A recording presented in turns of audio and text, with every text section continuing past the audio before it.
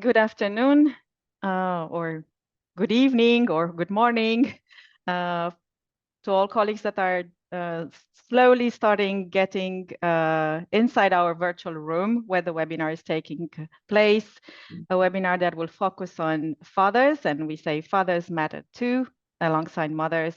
And we are here to talk about supporting man engagement in childcare and development. A warm welcome to everybody. We will wait for a few seconds, I think, until the room is filling up, as we saw that we have had a large number of participants who register for our webinar. Welcome to everyone. And I think we will take the opportunity actually of waiting until all colleagues will join us, and we'll show a short video about the topic that we will be discussing today about men engagement. But most importantly, as we say, the role of this initiative is to strengthen the understanding of how important men involvement in child caregiving is for child's development. And that's what we hope that you will also understand from the video that we will be shortly sharing with you. I will invite my colleague, Jennifer, to just move to the next slide and share the video with all our colleagues that have joined us today.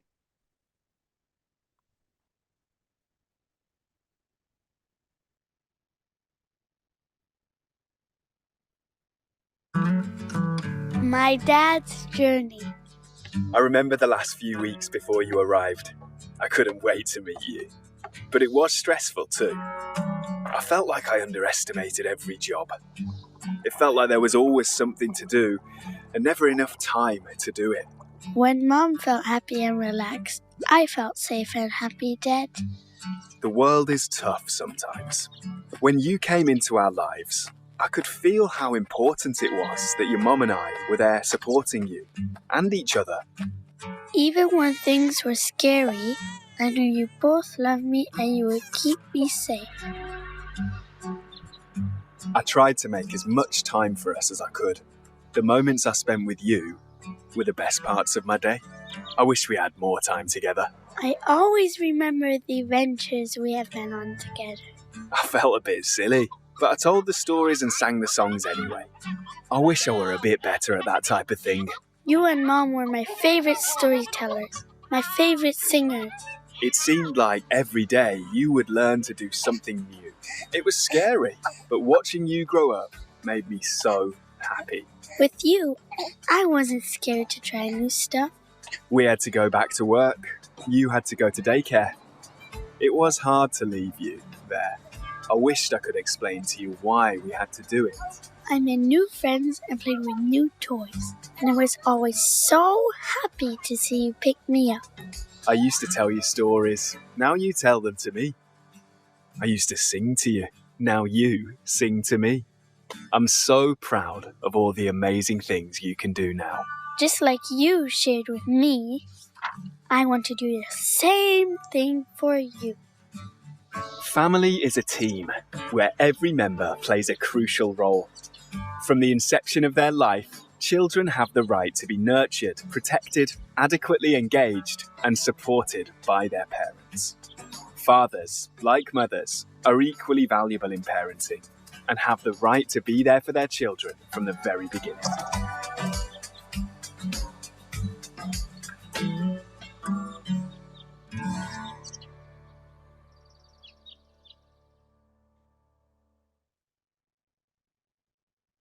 I hope that everybody has enjoyed watching this short video, and you are more than welcome to use it in all the instances where you would like to discuss, promote the issue of equal involvement in parenting, shared parenting, and giving space equally to fathers and mothers in child's development.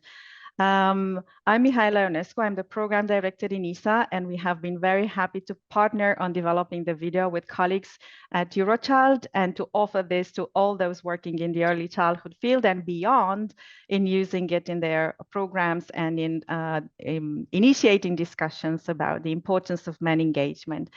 Welcome again to everybody, and please feel free to share in the chat box your questions or any resources that you would feel pertinent and relevant for us to learn from you, as we will try also to share with you during the webinar types of resources that or knowledge that could be useful for those that are interested in implementing projects and programs, initiatives that are trying to contribute to changing the mindset related to how fathers are equally important as mothers in child's development and well-being. Well, I think that many of those that have been joined the webinar might be familiar already for the benefits regarding the benefits that fathers' engagement have, particularly for child's development, but equally for men themselves, for mothers, women themselves, but also for the couple and the family. There is already strong evidence that is talking about how important their participation, co-participation and sharing of responsibilities in caregiving it is. However, we just know, and that's what we are also going to discuss a little bit more today by using the context of 3 countries, that too little attention is given to father engagement, or either from a policy perspective or even from a service provision perspective in the period of early childhood. And it happens in the countries, and it happens also at the level of Europe, that this narrative is still not in one of the most mainstream discussions around parenting. We also know that it's an issue that requires a concerted action that across many stakeholders, from policymakers to service providers, from training providers, but also employers, all of them addressing different areas of practices that are around children and prompt or not the importance of having fathers or men equally involved as mothers in caregiving. We know also that there is a great need for more data at the country level and also cross-country analysis that are advocating for gender equity and caregiving. We know that there are policy initiatives at the European level that are promoting gender equity and also work-life balance, and equally how important it is for children to be involved and enrolled in early childhood services where parents are equal partners and crucial actually partners for services.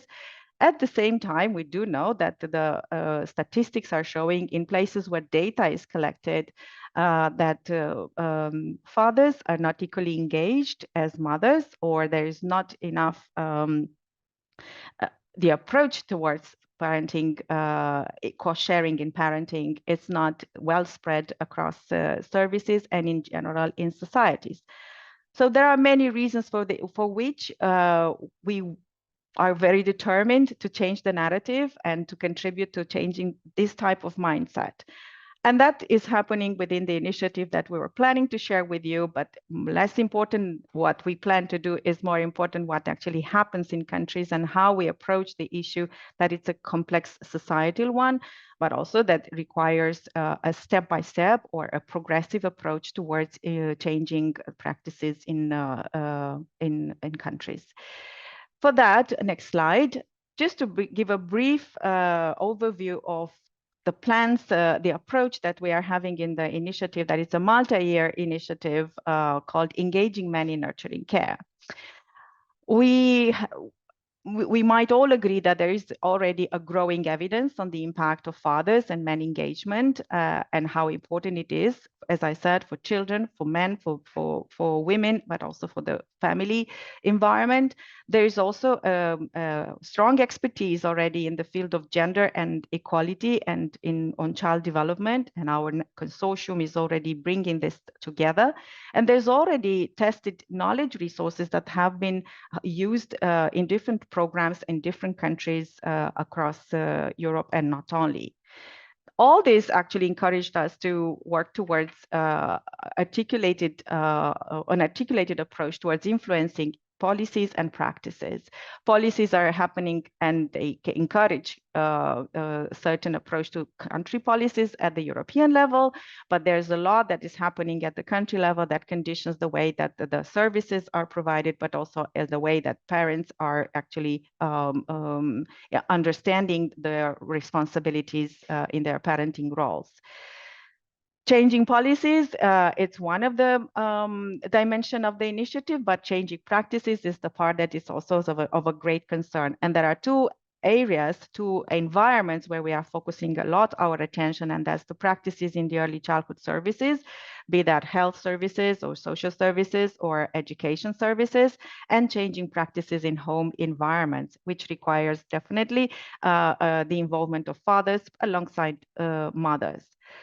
Well, each of these action streams, I would say, are quite complex, you may imagine, and it's not one project that will definitely help us fulfill all the ambitions that we have, but it's a journey that we have embarked on, and for that, we will have started with 3 countries with a focus on how we can determine changes or influence the policies in those respective contexts, being mindful of the context, and we will discuss a little bit more today about the 3 countries involved in the initiative. For the policy influencing, definitely we will work on continue building evidence at the country level and across countries, building alliances, because that's how we can certainly have a more complex and comprehensive impact on the environments that are supportive or hindering fathers' engagement, and definitely engage in stronger policy dialogues at the country and at the European level. For changing practices in services, obviously the pre-service and in-service training makes a big difference. That doesn't mean just a training, but training programs that can address the future professionals as well as current professionals, as they sometimes are the gatekeepers of having fathers more involved or equally involved as mothers.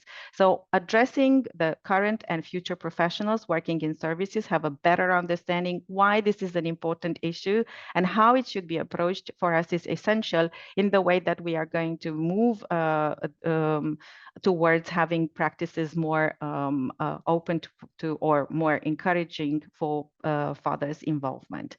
And the third dimension regarding the practices in home environments are those types of programs that are targeting directly the fathers or fathers-to-be. Well, all these concerted actions are going to, as you could see, have articulated a quite complex intervention that is a multi-stakeholder, multi-level, and multi-sector, and that requires, obviously, a longer-term intervention. And for that reason, we have started focusing at least championing cities, as it's hard to believe that with a consortium of organizations, we can really influence at scale in a few years' time. But championing cities, and these are the 3 ones that we are focusing on, Naples, Coimbra, and Barcelona in Italy, Portugal, and Spain. We are aspiring to provide those kind of examples or convincing evidence that changes can happen if there is a concerted, multi-sectoral, multi-stakeholder approach. And that is something that is we are very keen to build a growing narrative on engaging men at the national level in the countries where we will be very much focusing on, but very much at the European level by bringing all the evidence and the learnings that have come from the 3 countries. This is just really a very brief introduction to a quite complex initiative. And for us today, I invited our esteemed colleagues from the 3 organizations that are with whom we have partnered to work towards changing policies and practices. Next slide, please. From Italy, Portugal, and Spain. And I'm kindly inviting our colleagues to the stage, I would say. Giorgia Tamburlini, who's a chairperson at the Centro per la Salute del Bambino in Trieste, in Italy, and his colleague Anina Lubok, consultant at the Centro per la Salute del Bambino. From Portugal, we have Tatiana Moura and Marta Mascarenas. Both of them are researchers and at the Observatory of Masculinities at the Center for Social Studies in Portugal. And from Spain, we have Heinrich Heldschlager, psychologist and psychotherapist, director of research and international projects at Connexus Association. These are the 3 3 organizations that are partnering with ISA in developing in implementing the early engaging men in nurturing care initiative. The plan for today is to have from each of the three countries an insight into what is the context in which the initiative is operating, what has been already achieved, or what has been on what we are building as expertise and experience in working towards gender equality and bringing fathers closer in the caregiving, informal caregiving responsibilities, and what has been so far done in the countries and what are the plans actually for this year. And in the second part of the webinar, we will focus primarily on what are the most important challenges and priorities that the initiative is going to address in the nearest future. Definitely, we will close up with your invitation to keep an eye on the developments in this initiative. At the same time, all of you are invited to share in the chat the resources or initiatives that you have been involved or you know about and have been quite effective, no matter in what part of the world, that you would like to share with us so that we can also learn from you. Now we can move to the next slide. As I promised, we are going to discuss with our colleagues in the panels, and in general, what are the quests that we are having in the initiative and we are trying to answer in the work that we are going to do. What policies matter for increased money engagement in child caregiving? Or is the current policy formulation enough to determine that type of engagement? What hinders the man engagement in sharing caregiving? What are effective ways to influence fathers' caregiving practices at home? And what are effective ways to influence practices in early childhood services across different professions, not only in one type of service addressing early children in early years? These are the major questions that we are trying to find answers through the work that we will be doing. And we hope that in a few years' time, we will be able to answer with consistent evidence and documentation.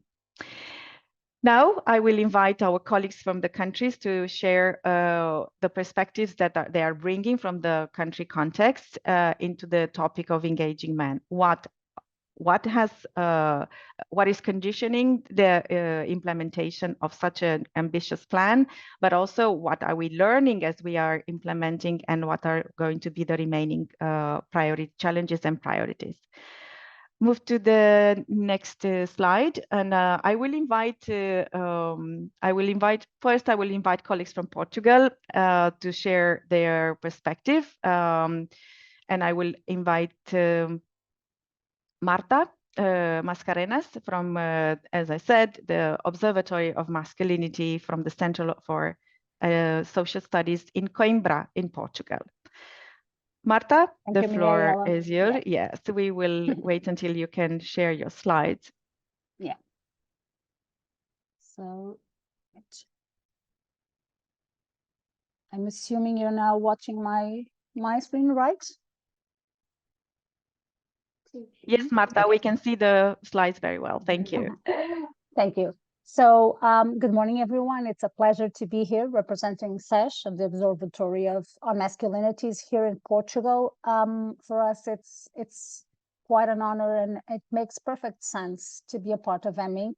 And throughout the next few minutes, we're just trying to give you an idea of what was the reality that when EMiNC started here, and also why does it make sense for us to participate in this project. So not wanting to bother you with a lot of information, let's just start having a look at previous experience and projects the Center for Social Studies had invested in.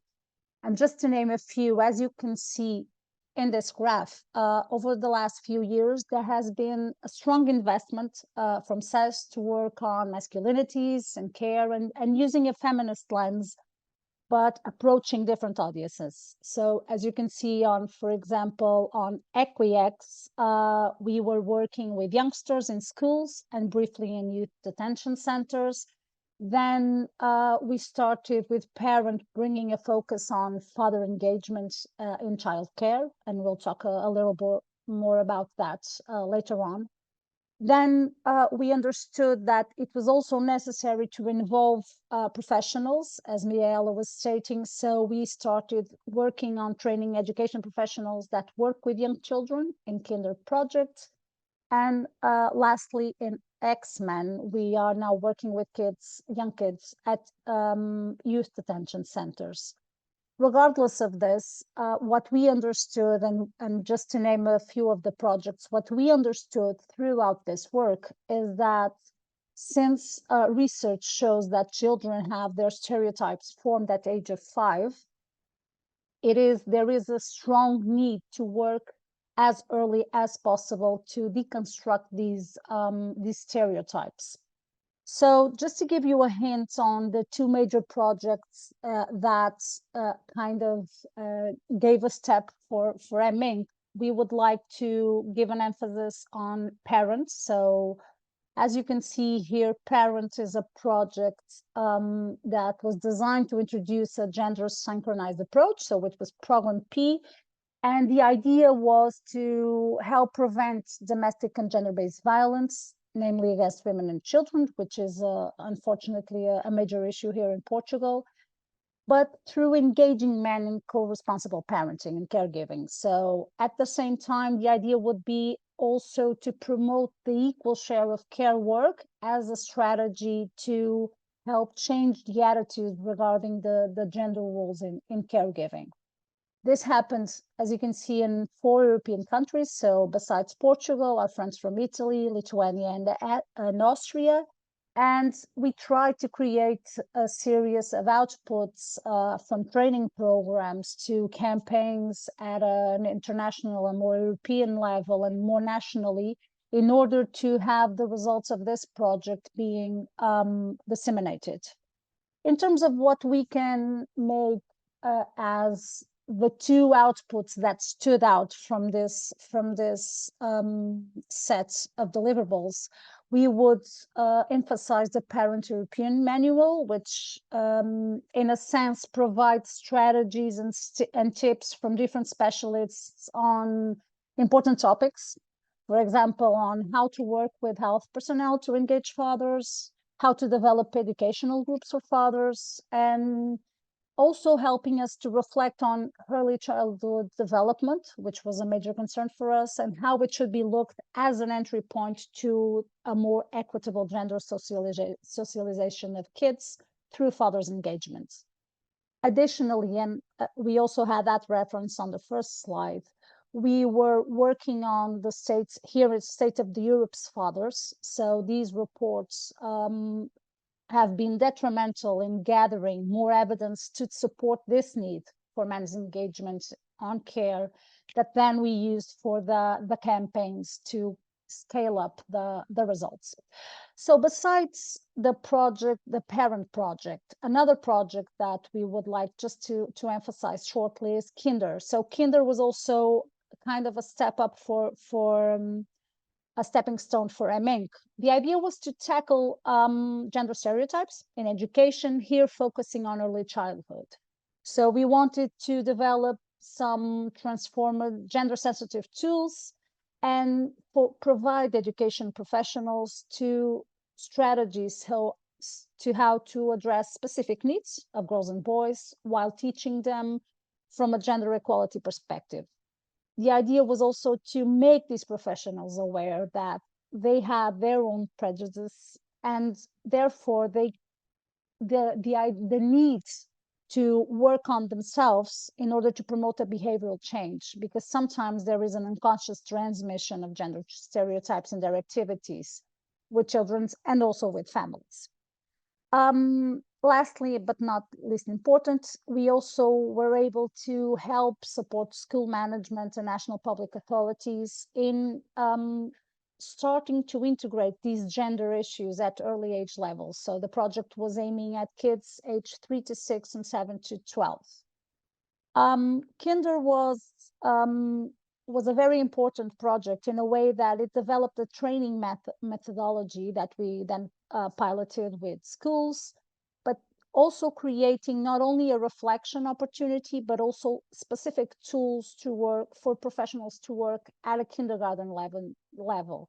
So it was kind of a way to provide them with the tools they were so keen on having to work on these issues. The training curricula was designed obviously based on the experience of our partners, but also with consultancy from ISA. So it was developed in Portugal, Spain, and Croatia. Just to give you a clear idea and to move on, this knowledge production that we did, that you can see in this slide, so all of these outputs that we did were based on quantitative and qualitative research, which is very important for us. So we involved the education professionals and the parents and families in each country for them to give us an overview of the challenges we were tackling. And then that gave us an opportunity to develop all of these programs, the countries analysis, to have an exchange of good practices, training sessions, all based on what was aiming and identified as a need.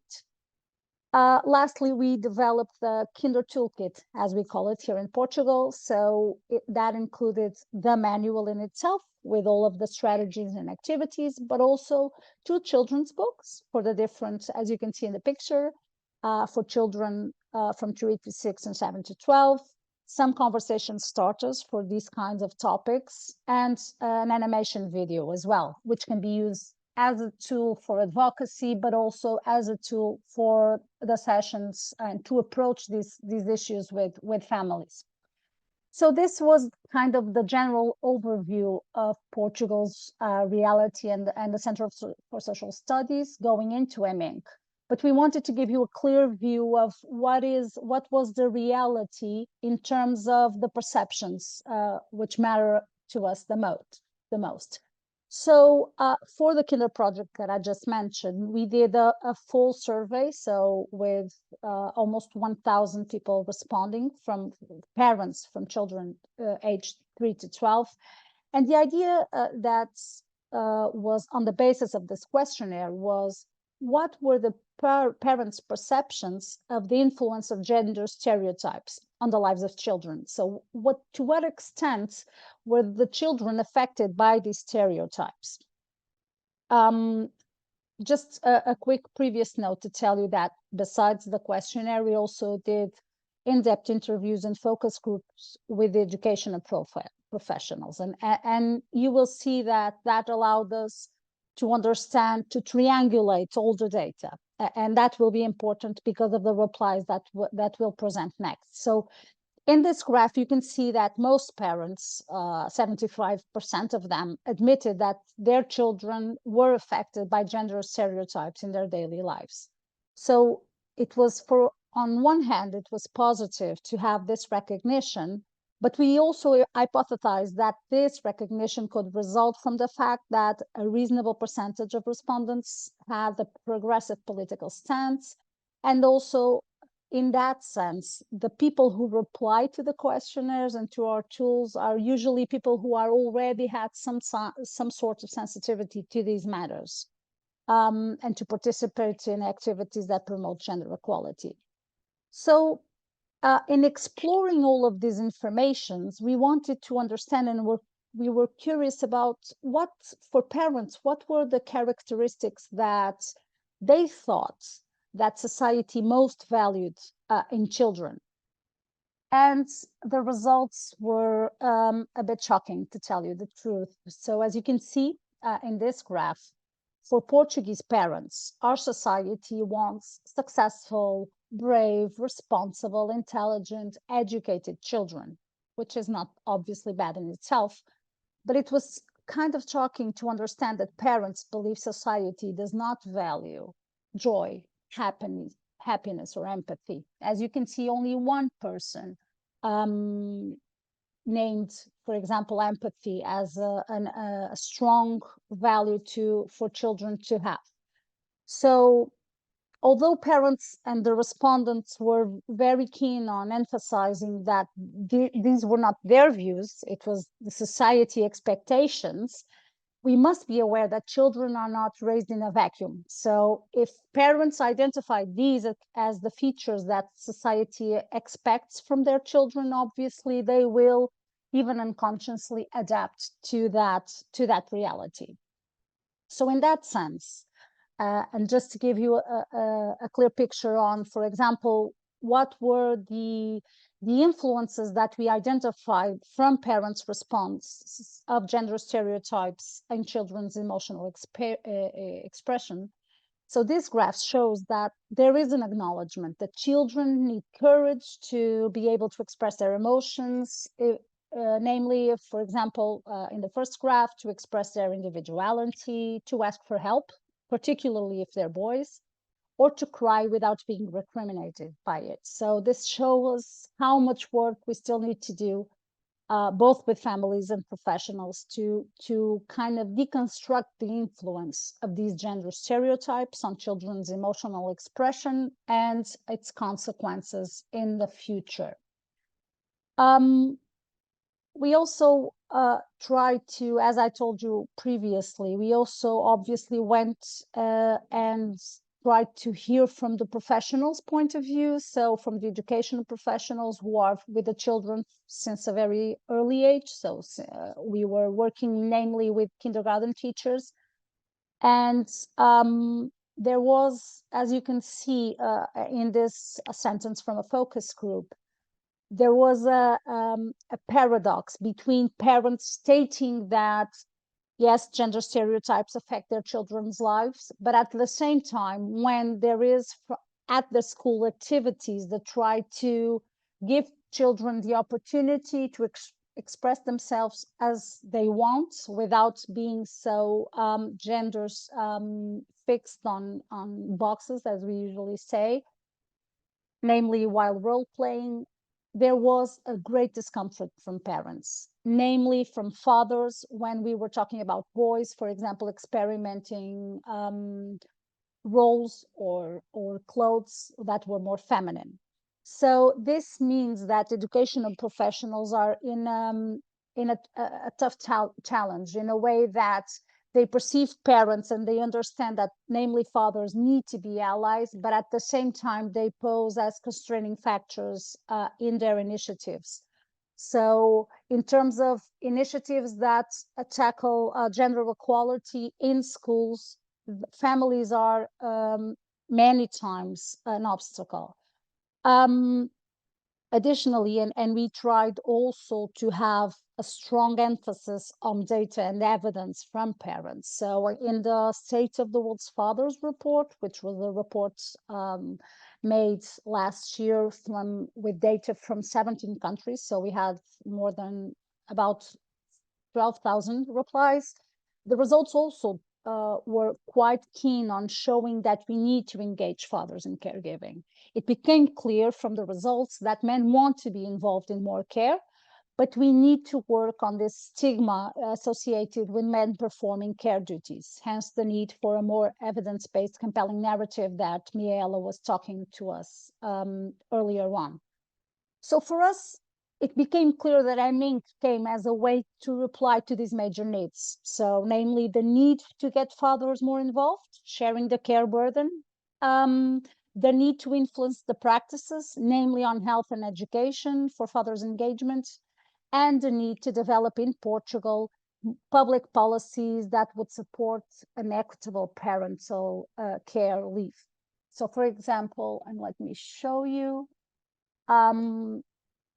in terms of what is the parental leave in Portugal, as you can see, although it became clear that there was some development in terms of we are now progressively increasing the father's parental leave, there is still a long way to go until mothers and fathers have an equal right to a fully paid parental leave. And for example, in Portugal, there is a bonus for a shared parental leave of 30 days, as you can see in this table, but it's only fully paid if fathers and mothers don't take the leave at the same time. So because there is kind of the impression that if that happens, the care will be provided by the mother and not by the father. On that note, and just to emphasize Portuguese realities, we also had, from the data from the State of the World's Fathers, we did a Portuguese report, the State of the Portuguese Fathers, and it's important to emphasize that it became quite clear from the responses that Portuguese men they declare they want to take on more care duties. They recognize it's a shared responsibility with their partners. But then when we confront that reply with female responses, we can understand that equal share is not a reality still. So they want to, but at the same time, it's not being, that wish is not being translated into action. So we need to understand, to have a better understanding of what are the constraints and how can we help to overcome them. Marta? To finalize, Yes, please. I'm finishing. Go ahead.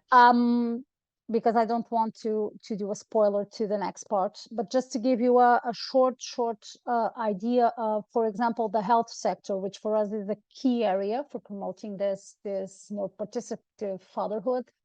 And as you can see, the data shows us that the presence of fathers has increased, but unfortunately, spaces are not prepared for this. So in the picture, you can see it says space for mommy. This is a health center. So health professionals need to be trained to provide a more equitable father engagement activity. And also, and on a final note, COVID-19, and I think we need to make this note, represented in Portugal a major step back. So concerning men's involvement in the prenatal period, both in education and in health services. So it was taken as an opportunity from the health sector not to have men anymore around, with all the constraints that are identified by services for their presence. So we are still not in the pre-COVID scenario, which gives us a lot of floor for working at the EMiNC initiative. Thank you, Michael. I hope I have not been too long. Thank you, Marta. I know that it's a Very much. challenge to kind of cover so many things that could be said, and so many, I mean, a lot of the work that has been already done and you're building on, your organization is building on, but also to capture the complexity of the intervention that will look at different sectors and involving so many partners by using the evidence that you have already built on, but showing what type of evidence is still needed actually to continue influencing the policies. And not only the policies, maybe the policies might be influenced and they can be formulated, but I think what we have started discussing a lot, and we will go now in Italy, and I think we will learn also a little bit from the presentation and later on in the discussion, policies can exist and they can be in place, but then the uptake is not actually happening. And that's because of a specific type of mindset and existing practices that are hindering or helping reproducing and understanding that it is just fine the way it is. We don't need to change anything. So that's part of the discussion we are continuing having in our consortium, and I'm inviting again colleagues, and I'm actually thanking those that are already putting their thoughts in the chat and sharing resources or other initiatives very similar that we can learn from on the chat session. I will invite now Anina from Italy to share a bit about the context in Italy and the plans that under engaging men initiatives addressing some of the issues that are already learned about through the desk research that has been done and the other initiatives that are conducive to the same objectives as EMiNC. Anina, the floor is yours. Can you see the screen? We see it perfectly and we hear you very well. Thank you. That's great. Okay, now just a couple of words about Centro per la Salute del Bambino, Center for Child Health. Now, CSB was founded over 20 years ago and has more than 20 years of field engagement with early child development and family-centered programs. And the mission is to ensure best opportunities for the development of all children in the first years of life through research and development, training and capacity building of professionals, implementation and scaling up and evaluation of countrywide and international ECD programs, and advocacy and policy development. Now, I'd like to mention first why an initiative like EMiNC is so critically important for a country like Italy. Now, there's so much evidence, scientific evidence, that's already out there of why fathers' engagement matters. And yet the obstacles to actually seeing that equal fathers' engagement in Italy are still very, very great. We have a welfare system that's profoundly stereotyped and focused on the family and the concept that care of children in the very early years is primarily a responsibility of the family and not the state to support those parents. But of course, it's primarily women's job. So at the center in the early years, the idea is that care is provided by mothers. On the workplace, we have a very, I would call, parent and caregiver unfriendly culture of work, long hours, the hours are not flexible, gender stereotypes persist. So if men take leave, want leave, it's a problem. If women take leave, well, that's more or less accepted. And a lack of company policies for work-life balance. Now, across Italy, the role of fathers is certainly changing. We're seeing fathers being much more engaged than they were before and wanting to be engaged. However, the normative model of motherhood and masculinity still persists, you know, the distinction between breadwinner, caregiver, and the association between breadwinning and virility for men. However, the problem is that although these changes are ongoing, they're very much geographically focused. So you'll find more sort of engaged men in center and northern Italy.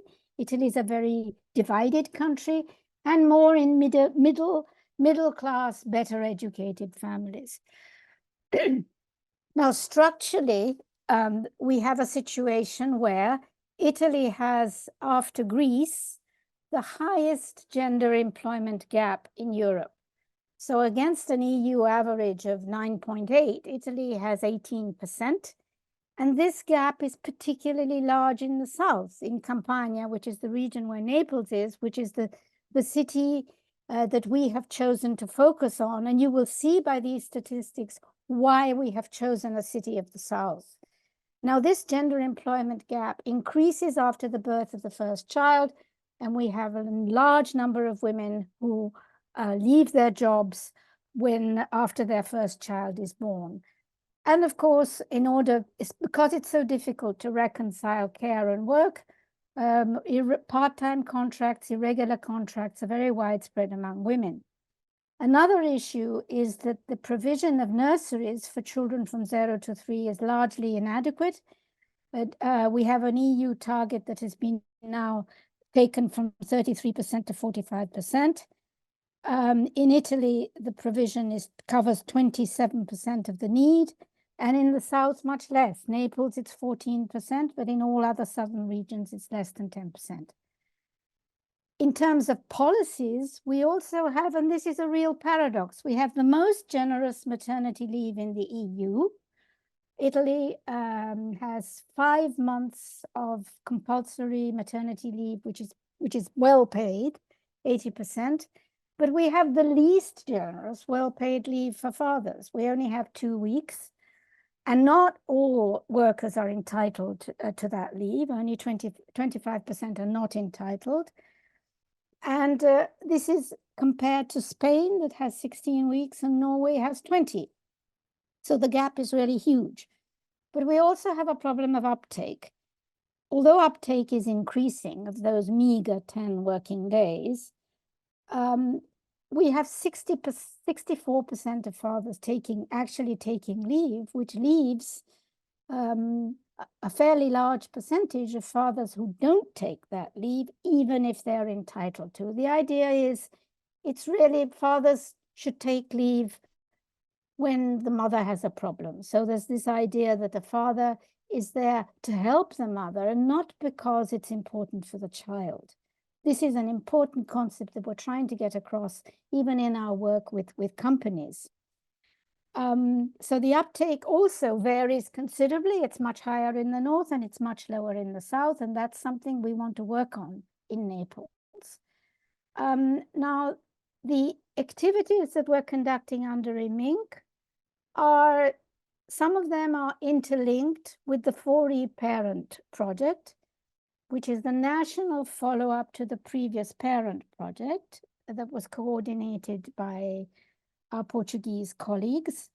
And other activities are only funded by EMiNC. For example, all the activities we're conducting in Naples. 4E-Parent, well, let me explain those 4 E's which we added. We wanted to show that it was in continuity with the previous parent. The 4 E's stand for equal, engaged, early, and empathetic. And if you refer that to fathers, I think the message is clear. The main lines of activity are capacity building, changing practices, working both with professionals, because the role modeling functions of professionals is tremendously important. And they need to understand why it's important to engage fathers, and facilitators of father circles. We call them circles and not groups because it's this idea of a kind of more democratic context rather than a group where there's some external person coming to educate them on how to become fathers.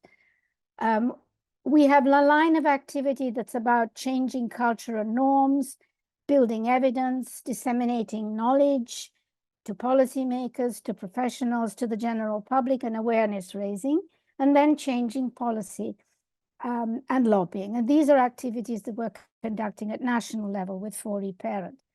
Under EMiNC, we are doing work to build and disseminate evidence on why fathers matter in nurturing care, and advocating and lobbying for policy change.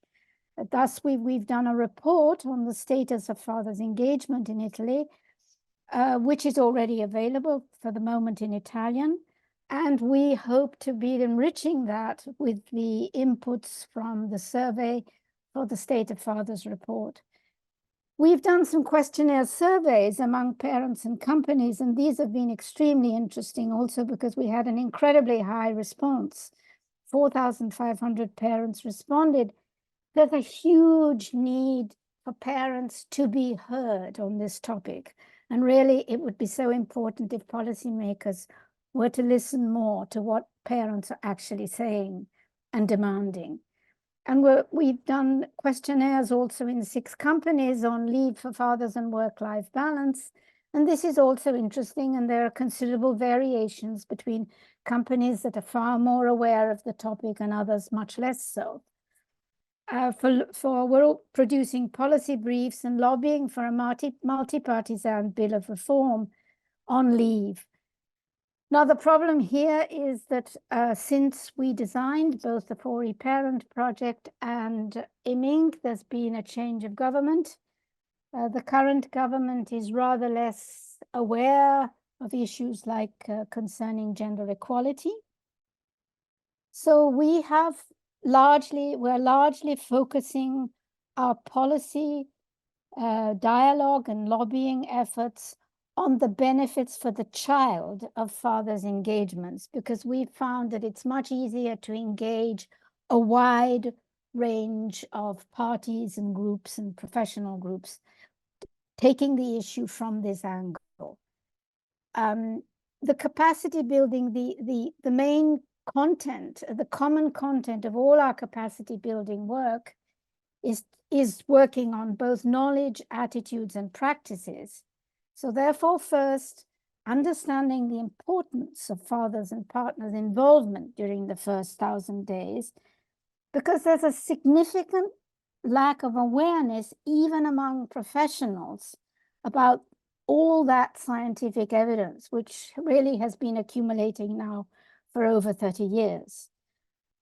So it's important to make that known. It's important for professionals to become aware of the obstacles to fathers' participation, obstacles which are cultural, which are structural, organizational, and so on. And also to understand the importance of recognizing stereotypes in their relationship with fathers and mothers. Professionals themselves have stereotypes, and we work on that. Through 4E-Parent, we decided to try to scale up the training we had done in person under the previous parent project by developing distance learning courses. These have now been running since the beginning of the year, and they will be running until the end of this year. But there's a very strong demand for us to keep them alive. We'll see what we can do about that. There we have three lines, one for health professionals.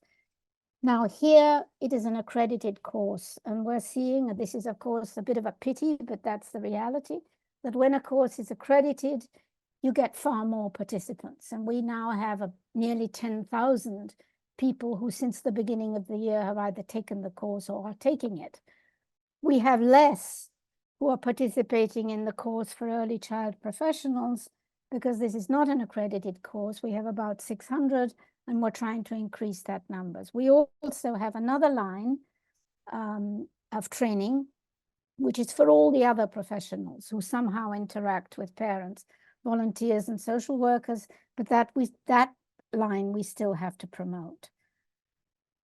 Locally in Naples, one of the important capacity building activities that we are working on is training of facilitators of fathers' circles. We have conducted 3 of these under 4E parent for Northern Italy, the center and the south. And in September, we will be replicating this training in Naples. Now, the interesting thing here is that, well, for one, they have to be in-person courses because doing this type of training has so much to do with changing attitudes and perceptions and giving people the self-confidence that, well, I can do this. I can go out and set up a fathers group. So the fact that they're in person is extremely important. And we have included theater labs using the theater of the oppressed, because we have found that these methods are extremely transformative and they're very helpful in order to build confidence of people who are not professional trainers. They may just be volunteers. They may be fathers who are just interested in doing this activity. With professionals, otherwise we're doing 2 types of training, in-service and pre-service. The in-service training is for health professionals working in the first 1,000 days and for educational professionals, early child education. Now, in Italy, the responsibilities are different. The municipality is responsible for training ECE professionals. Health professionals come under the responsibility of the regional government. The interesting thing here is that we have been asked to invest in doing a training of trainers. These administrations have actually committed to put their own resources into multiplying that training with some backstopping from EMiNC. And we think this is tremendously important for upscaling and sustainability. For pre-service, we have designed, based on CSB's previous experience, which has developed a nurturing care model, which is now being widely used. We are planning a 7-hour module, or either 2 for 4 hours, for students on fathers and nurturing care in 3 universities. This will be beginning in June. We feel it's very important for students to get exposure to that. And this is so far is entirely lacking, for example, in the training of medical students. Finally, we are planning to run a communication campaign. This is due to be launched from June onwards, on why it matters to engage fathers in the first 1,000 days, also with a view to increasing the uptake of paternity leave. That would be an indicator of success for us. Here, we're targeting 3 different categories. One is the general public, where we're going to run a campaign on local media, newspapers and radio and TV. What we're doing now is collecting video testimonials from fathers. Some fathers who are well-known figures in Naples, whether from TV or writers or artists. So they are people who would be champions for fathers' engagement. But we're also looking for testimonials from what I'd say ordinary fathers, from some of the more deprived districts in Naples, who can show that even in difficult circumstances, one can be an engaged and a good father. The other target are services, so educational, social, and health services, for whom we are producing a booklet, and parents who will be provided with a leaflet by the professionals who we are training. Now, this has just been an overview. I'm sure that in the next session, you'll be going into greater depth on some of the more strategic issues and some of the lessons learned, and some of the aspects that are very important in a context such as that of EMiNC for upscaling and sustainability. So thank you very much. Thank you so much, Anina. And I think that colleagues that are still with us in the webinar have really captured the complexity of the intervention also in Italy, and how we're trying to look in a very systemic way, addressing, professionals professionals that are in the services, fathers, mothers. I mean, it's not just, you said the circles of fathers, but there are also parents circles. And also that we are looking at the more broader environment ecosystem related to policies. I mean, policies also in terms of employers. It's quite a complex environment that we are navigating, and obviously this will take time. I just saw the comment from Rosa Spinelli that yes, entering university and training students, it might be the way. We know that it can be the way, but obviously even that, it's a long way, it's a journey that we are on. We can only consider that by being part of this effort, that it takes time. It's an investment that would really take us to contribute to the changing the mindset that is predominantly favoring mothers' caregiving rather than fathers' caregiving. We are moving now to Heinrich, and we will hear what's happening in Spain that give this perspective on how we are going to work in the context of Spain, but particularly Barcelona also, bringing the expertise and experience that already has been built, and how we are tailoring the plans for advancing the work that has been so far carried out to another level. Heinrich, the floor is yours, virtual floor. Thank you, Michaela. Can you see the slides? Yes, we see it perfectly. Thank you. Thank you. Hello, everybody. It's a real pleasure to be on this fantastic project, but also today here on the webinar to give you a glimpse of what EMiNC is about in Spain on behalf of our team at Connexus, my colleagues Cristobal and Emma, but also on behalf of the team at the Directorate of Services for Feminism and LGBTI of the Barcelona City Council, specifically Esteve Segura, because in Spain we are privileged in the sense that we have the City Council on board as a partner of EMiNC, which has made things a lot easier for us with regard to implementing some activities and running a needs assessment that I will talk to you about briefly. Just a little introduction to the partners. Connexus, we are a small specialized NGO with a track record in international projects, lots of national projects also working on masculinities, care, fatherhood, but also violence prevention. And some of the associated previous and parallel projects that are related, closely related to EMiNC and intertwined to EMiNC are the Fathers Rock project, which is an EU project which has its base actually partially in the parent project that Marta told us about, and is a project where we try to help professionals, mainly in the health sector, but also other sectors, social and justice, to look at involving men around childbirth as an opportunity to engage them into care and into gender equal relationships in the family, but also to look out for possible signs of risks for gender-based violence. And the other main related project is Masculinidades Corresponsables, which is a national project here in Spain for responsible masculinities, where we also try to involve men in care through training of professionals, but also training men, public campaigns, cultural activities. And this is a project that's financed by the Ministry of Equality in Spain, and that we run in collaboration with a consortium of partners from the Men Engage Iberia network. And on the other hand, the Barcelona City Council, as the second partner in Spain and Barcelona, has a long history also of working on, of course, on gender equality and prevention of gender-based violence, but specifically on involving men.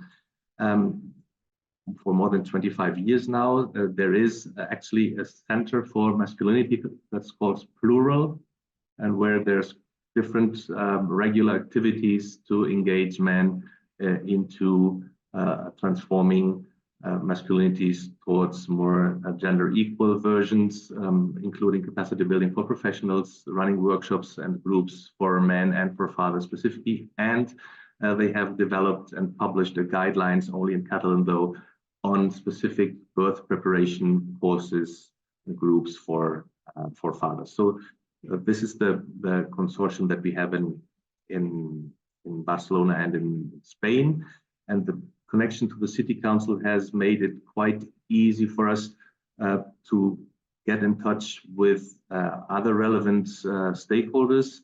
And I want to tell you a little bit about first results of a needs assessment that we ran in the Barcelona public kindergartens and family spaces. We're in close collaboration, and we really had a fantastic buy-in from the Municipal Institute for Education here in Barcelona, who are responsible for all of the more than 100 kindergarten and 30+ family spaces here in Barcelona. So what we did is a needs analysis regarding men engagement, father engagement, both with the worker in these centers and with the fathers who have their children at the kindergartens and family spaces. We ran online surveys and had almost 260 respondents from workers. They are more than 99% male, so the male respondents were overrepresented here. Most of them worked in kindergartens, and more than 2 out of 3 had more than 10 years experience in their jobs. And the fathers who responded were almost 600, which is one of the main results in itself. As Anina already said, there is quite a big interest and need. These are only fathers, so only men, to be heard, to have their say on their involvement. And so their interest and their participation really surprised everyone on our team. Also, we ran to be able to get a bit more of a detailed information on some of the aspects. We ran focus groups for each with each group. So we had 4 focus groups with 40 workers from kindergartens, from family spaces, and the specific group then from the very few male workers in these services. And also we had 4 focus groups with 15 fathers from different quarters, districts in Barcelona. And I'll briefly mention some of the initial results. We'll hopefully have a more extended report that we will make available.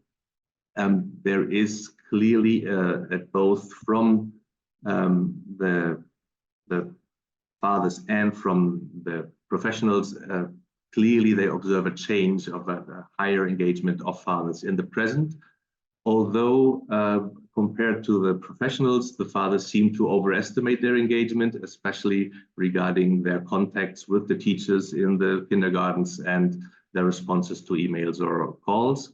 And there is a sense from both groups that fathers engage less proactively, so they don't take part in the parents' associations or in activities around the center as much as mothers do. So it's not sufficient. Some said they felt forced to get more engaged.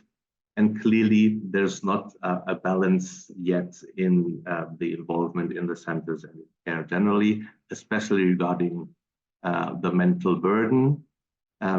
They many of the fathers see themselves and are seen by professionals as rather executors of tasks, and less proactive and involved. And the reaction of the environment is also, of course, differential. While there's a lot of stigma on mothers who do not care and the pressure to do so inclusive by the families, if fathers get more involved, every small thing makes them a great dad and is approved of very much. If we look at what the centers do according to both the workers and the fathers to involve men, we see that there is quite a bit of coincidence and overlap, except for a few of the items. So the workers tended to say that they did collect information on childcare, on the children's behaviors, both from fathers and mothers, but fathers did not agree to that. So they feel asked in a lesser degree about these issues. And fathers feel that professionals in the centers don't highlight the importance of fathers' participation from the very beginning of their involvement as much as professionals say they do.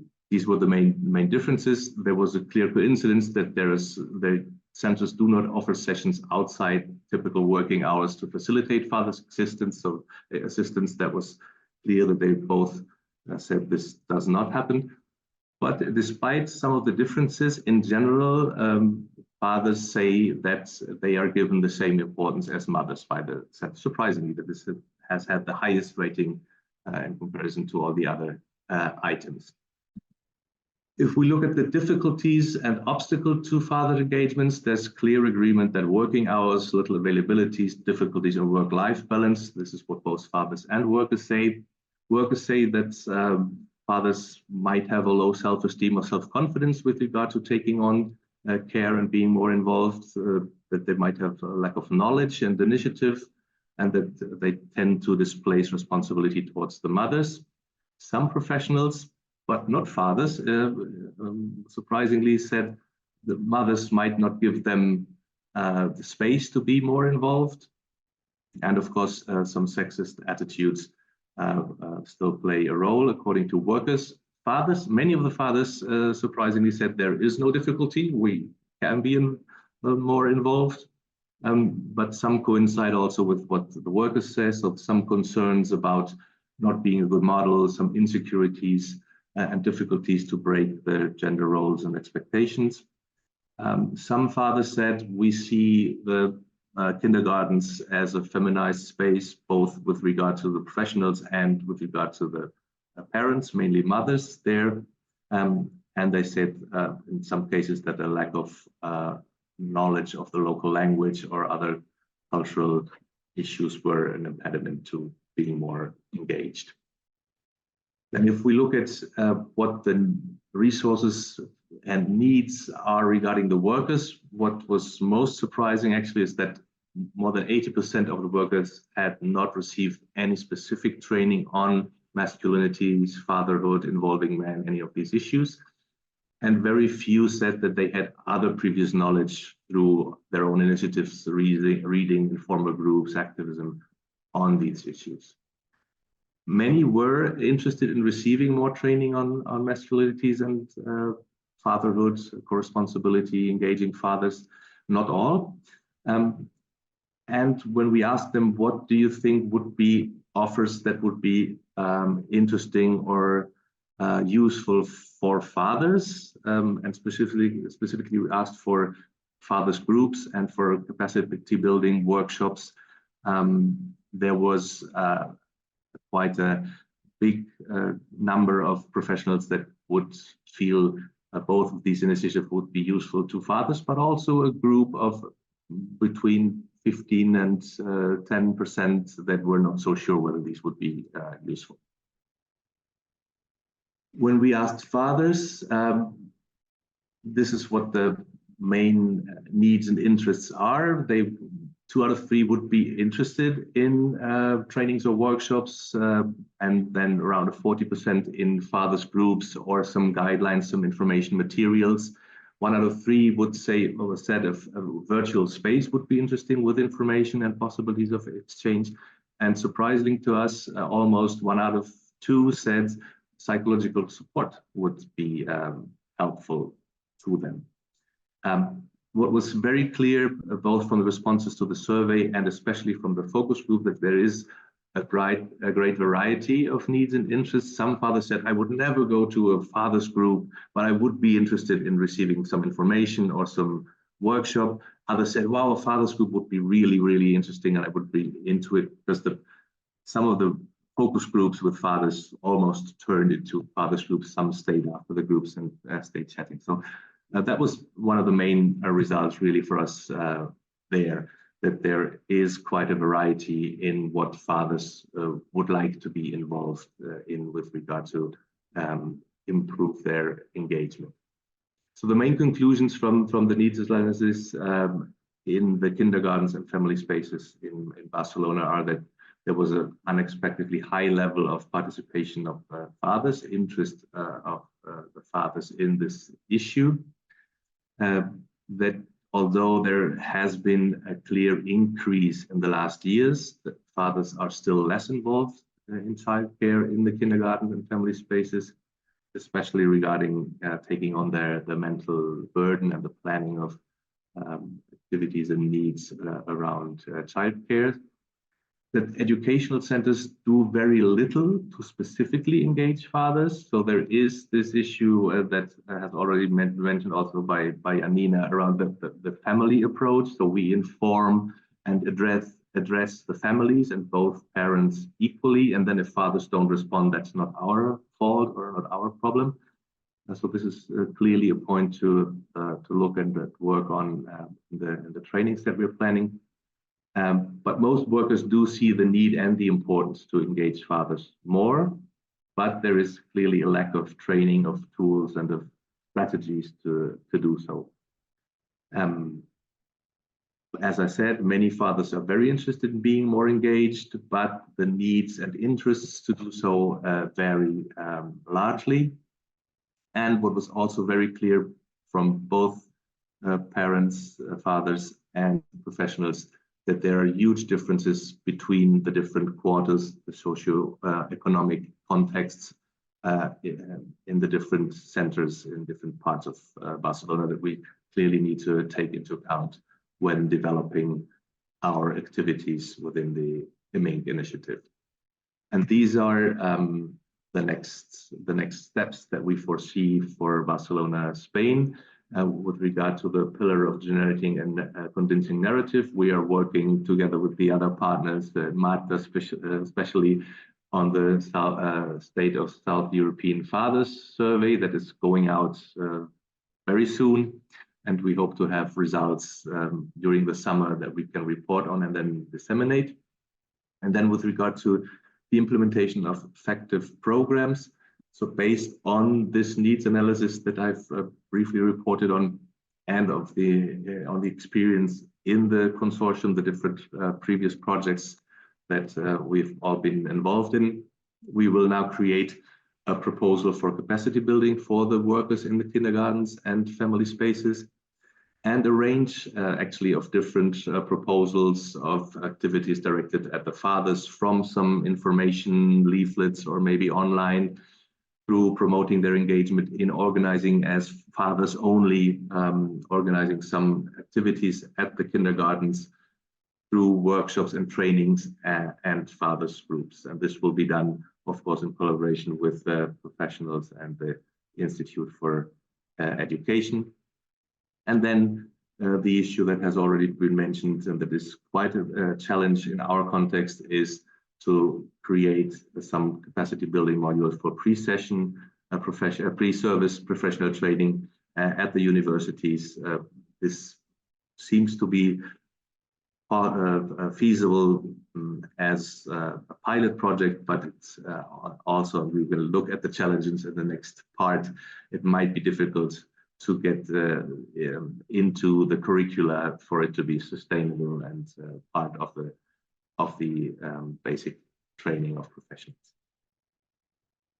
Thank you very much for for your attention. And I think we'll go to the next. Thank you so slide. much, Heinrich. Yes, I think it was quite a well, a rich, I would say, session of having 3 presentations with a lot of nuances regarding the context in which the initiative is operating, with their own expertise and data that has been driven the design of the intervention. And as I was mentioning at the very beginning, it's a complex approach that we have embarked on, targeting policy changes, practices in services, at homes. And we know very well that this is a process that will take time, but we are so happy to hear from what has been presented by you, by Marta, and also by Anina earlier, that there is a great interest from professionals, there's a great interest from fathers and from parents for these issues to be further discussed and brought to their closer understanding, so that they know how to approach and to really support and sustain a consistent but also child well-being driven engagement of fathers in caregiving responsibilities. So thank you to all 3 of you, and I hope I'm just saying that also lots of colleagues are writing in the chat that they have also felt enriched by all the information that you've brought from the initiative as it rolls out in the 3 countries, particularly with the focus on the cities we've just mentioned. I will just like to invite now all 3 organizations to share, because I think it's so important to kind of wrap up. These are the plans, there are lots of things already happening. We've learned a lot of how we can better tailor the initiative to the context now. But as we have worked before and continue working under this initiative, we know that there are specific challenges that are ahead of us. And there are some things that are kind of emerging as high prioritized objectives. And I think that that's something that we would like to also share with all the audience and see to what extent these are challenges that are common in other places too. And if these are priorities that also can inform agendas in other countries too. Because I think there's much going on, or there's not enough happening that could really address some of the challenges that are ahead of us. I will start with inviting Tatiana Moura, research coordinator at the Masculinidades in Portugal, in Coimbra, at the Center for Social Studies. Tatiana, could you share what will be some of your thoughts, reflections on the biggest challenges that are ahead of the center in EMiNC? Sorry for using EMiNC for all of us, engaging men in nurturing care. It becomes like a slang. Yes, what are your thoughts? What are your reflections? What are the biggest challenges and what are the emerging priorities that you would like to focus more on in the next period? Tatiana, just unmute yourself and we will be pleased to hear you. Course. Can you hear me now? So I was thanking the colleagues who presented before, very interesting perspectives from their own countries. And I think we have a lot of lessons to learn from each other. I just took some notes about progresses, challenges, and emerging priorities in Portugal. When we started the EMiNC project, of course, we had a different political context, so we know that things can change from one day to another, and that was something that we discussed and we keep discussing, and so we need to be prepared. But in Portugal, the efforts to involve men more actively in nurturing roles are underway at various levels, at least for now, including working with municipalities and national bodies. And since this project is at the city level, it's very important to focus on municipalities and city halls and the city policies. So to enhance service provision through training programs and directly engaging men. So, but let's analyze in a nutshell the discussion on the progress so far, the challenges faced and the emerging priorities in each area. So the first area that I chose was is working with municipalities national bodies and decision makers. What can we consider progress? Marta already mentioned policy development. So Portugal has seen positive shift in policies promoting gender equality and the involvement of fathers in childcare. So legislative changes such as free daycare institutions is a policy being put in place, and this is a major challenge that we hope to achieve by next year. So at the local level, local initiatives, some municipalities have what we call equality plans. And these equality plans launched programs aimed at promoting father involvement in child development. So here in our case, we're trying to to have a formal agreement with the City Hall in order to include the EMiNC project, or at least some indicators in the Equality Plan of Coimbra. So these programs often include awareness campaigns and community events to encourage active parenting by men. So, and about the challenges, of course, policy implementation. We have good policies, but there are gaps in implementing them at the local level. And some municipalities may lack the resources or even the commitment to fully support these initiatives. Also, as I mentioned, government changes. The initiative to mobilize involved and caring fatherhood, the EMPEC program that we had in Portugal, is now stagnated with the retirement of the gender unit coordinator at the Ministry of Health.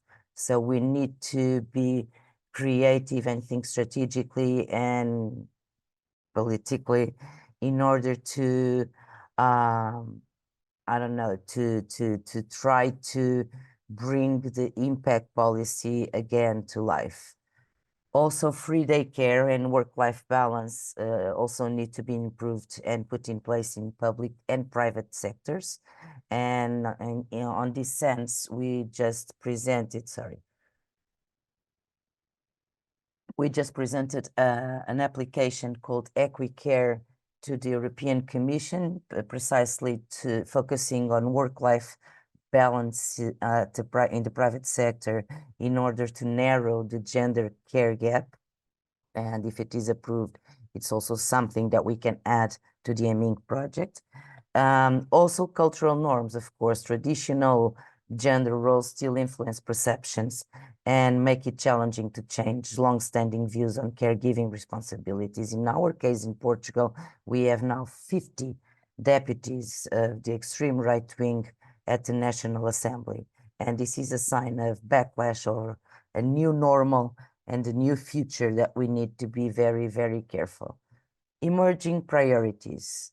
First of all, enhanced collaboration. So strengthening the partnerships between national bodies, municipalities, academia, and community organizations to ensure consistent and effective implementation of policies. For example, partner with the City Hall to include EMiNC at the municipal equality plan, as I already mentioned.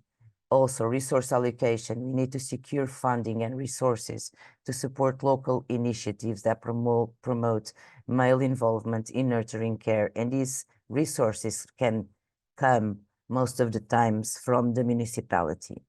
So in what concerns services, pre and in-service training programs, we have some progresses.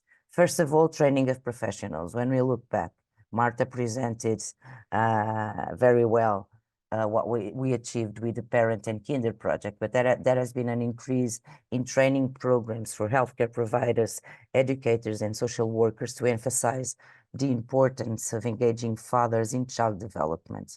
So Parent, Kinder are now recommended by the government, or at least were, but they're still there in the websites of the Health Ministry and the Education Minister.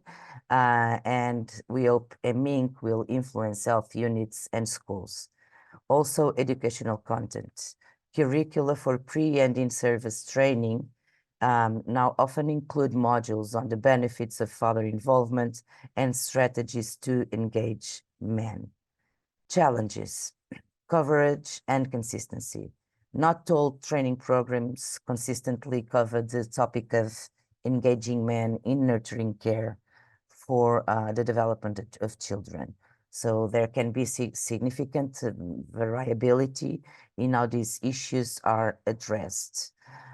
Also resistant to change. Some professionals may resist, and now legitimate by the government that we have, may resist incorporating new practices that challenge traditional gender roles. More in the health sector, like not promoting father engagement since COVID-19. Emerging priorities. I consider... Tatiana, we'll Yes. we'll have to shorten as much as possible. Yes, I will. thank you. Let me see. I go to the end. So while Portugal has made significant strides in engaging men in nurturing care, so in the state of Portugal's fathers, we see that 77% of men say they want to be more engaged in caregiving in Portugal. Several challenges remain, and we need to understand how to overcome them. Addressing these requires a multifaceted approach involving policy enhancements, effective training programs for professionals, and targeted initiatives to directly engage men. So if we focus on these emerging priorities, we can try to avoid backlashes in Portugal, and we're very concerned about that at this moment, and we can continue to progress towards a more inclusive and supportive environment for all caregivers, ultimately, of course, benefiting children and families across the country.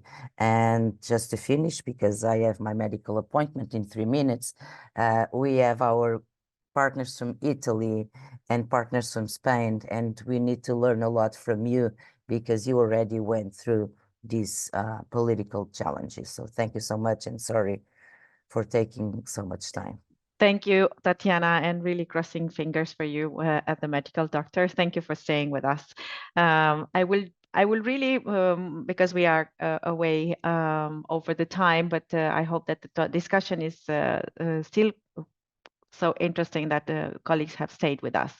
I will just go to Giorgio Tambolini, director of the Center for Centro per la Salute del Bambino, and I will just wonder if there are similarities to what Tatiana has already shared regarding Portugal, or if there are contrasting, let's say, differences in terms of what are the challenges that you are encountering in the implementation of the initiative, and in terms of priorities. I know that countries are diverse, municipalities within the countries are extremely diverse. However, there are issues on which we might find at times similarities that are related especially to what we mean social norms and mindsets, but it can be even different in what Tatiana was mentioning, in terms of political twists that are changing the way that we are already have laid out our plans for intervention. So Giorgio, share with us now the overall reflections from what has been already implemented so far and the experience and expertise that your organization already has. What are the remaining challenges that you are very committed to overcome? And please unmute yourself. Thank you.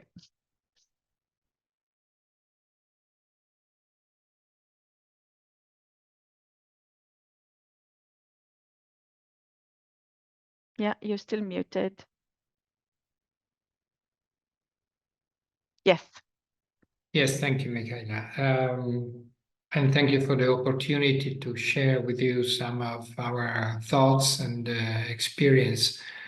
But I like to start by saying that our organization has always been strongly system-oriented. That is to say that we try to work for sustained changes at scale in all the projects and programs we get engaged in.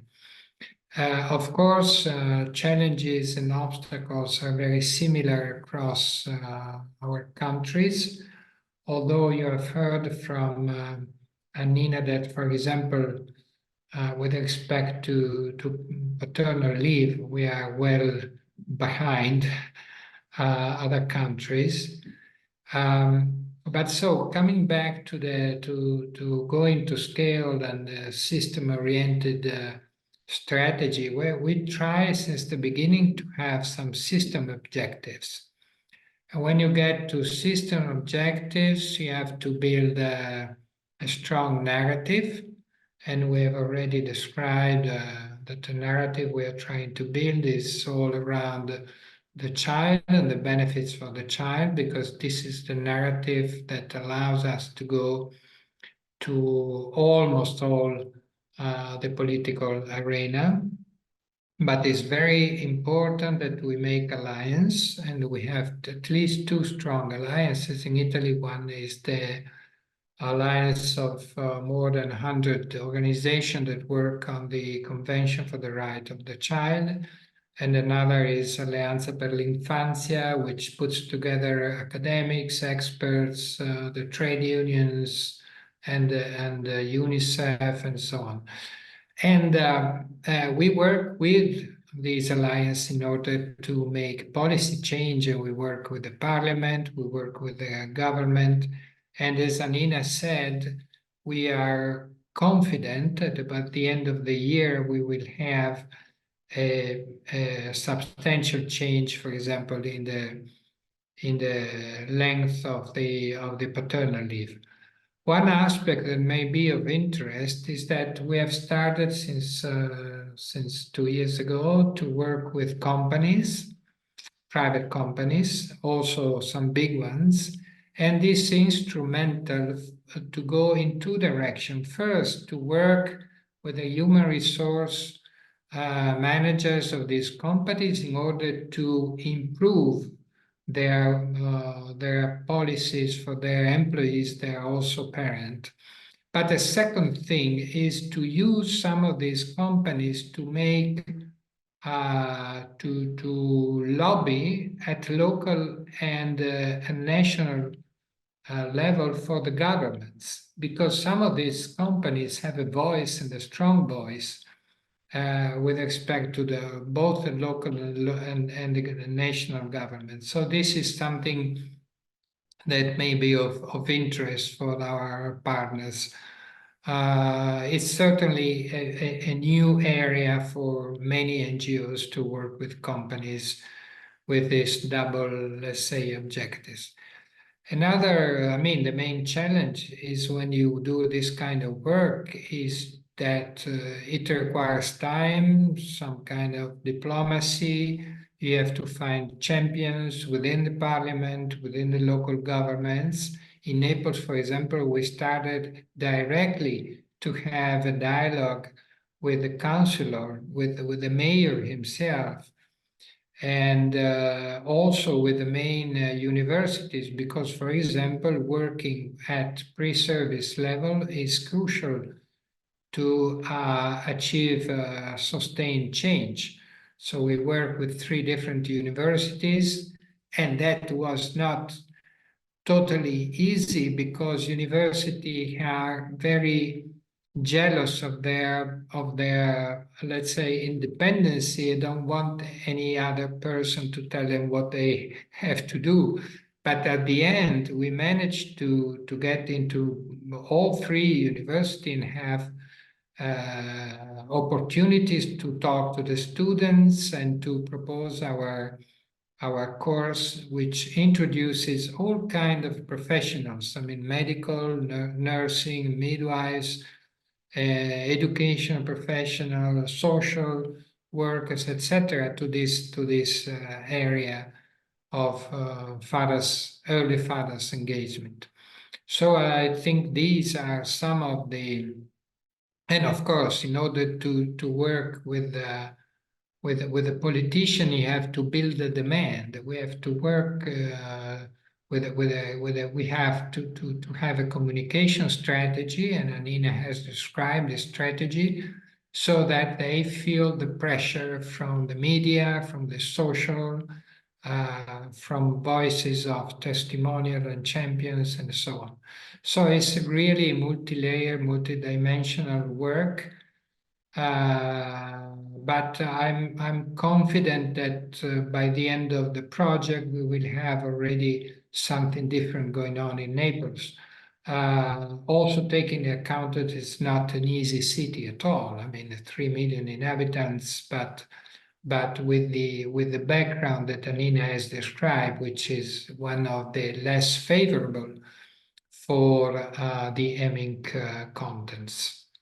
I think I stop here. I think. Yes, so you really like to be challenged because you really chose actually a place where if changes are happening, then this will be a great achievement that would speak for perhaps 100 times more than achievement in a place that is less challenging. Thank you so much, Giorgio. And I will just, with apologies for colleagues, and if they're still interested to hear, where we would be very happy to have them with us, I will just pass it to Heinrich and just to see what would be the challenges or to what extent they're different from what we have heard so far from our colleagues in the other two countries, please. Yeah, being aware of time and having heard me before, I'll try to be very brief. Comparatively to especially Italy and Naples, and possibly also to Portugal, our context politically and with regard to policies is quite favorable. So we do have the 16 weeks of equal, fully paid and untransferable parental leave. We have the Barcelona City Council very much on board with a long track record in working around masculinities. We have the national projects around corresponsible masculinities that creates a momentum also for different levels of the public administration to be involved in these issues. So there is quite a favorable and helpful momentum in Spain right now and in Barcelona. With regard to the main challenges within this, and it's interesting because these are the things that we hope to be learning from you, Giorgio and Marta, because for us, two of the main challenges are getting involved or getting into the corporate culture of companies, and this work to really create more care favorable cultures in the companies that you've mentioned, that you've started to do. In Italy is a big challenge for us. I mean, there are some precedents. There was the Men in Care project, or a European project that has been run in Spain, among other countries, and there are some previous experiences, but it is historically a difficulty, at least for us, to get into the private sector, into the companies. And the other one that you also have had quite success already, and that I've mentioned before, is to get into the universities and to create sustainable changes in the curricula, in the pre-service training at universities. So we have contacts, we have good collaboration with different universities. There is interest in the issue, and we are quite sure that we will be able to run some pilots training modules, but it seems due to different bureaucratic and other reasons, quite a big challenge to make this sustainable and a regular part of the training curricula in universities, which would really be so important. And I think I'll leave it there. Thank you so much, Heinrich. And I also think that everybody who joined us today have really understood that we are on a journey, but we are trying to address it in the most comprehensive way possible, knowing that it's a complex issue, but that there is a lot of interest and there are favorable factors as well as hindering ones, as well as long as we are aware of them. And that's how actually the design of the entire initiative has mapped out. There are parts that are going to be hard to overcome, but there are seeds that we are planting for future. So it will require persistent consistency and building allies. I think what we have also said, it's about bringing evidence and documenting the efforts that we are actually carrying out in this initiative and many others, but also building alliances and bringing as many partners and in this effort, as we were talking about private companies, but there are many other partners, that media and so on, that we can involve in the dialogue about the importance of having fathers equally involved alongside mothers in caregiving responsibilities. We talk sometimes in smaller circles of which have already the expertise and know already about the importance and the benefits of having men involved. But this is knowledge that is not yet mainstream. So I think our effort also is that one, not only to bring it to professionals or to bring it closer to fathers or fathers to be, but also how we can bring this knowledge and mainstream it in the entire society. Well, it's not going to happen only with us, but it's going to happen if we are going to have more and more people involved in this dialogue and learn more about such benefits. I will ask my colleagues just to put the last slide for our colleagues that are still with us in the webinar, and we'll just let you know what's happening next in 2024. We're going to invite you again on the webinar, and please follow our channels on ISA website on the calendar, where you can see all the webinars that we are organizing.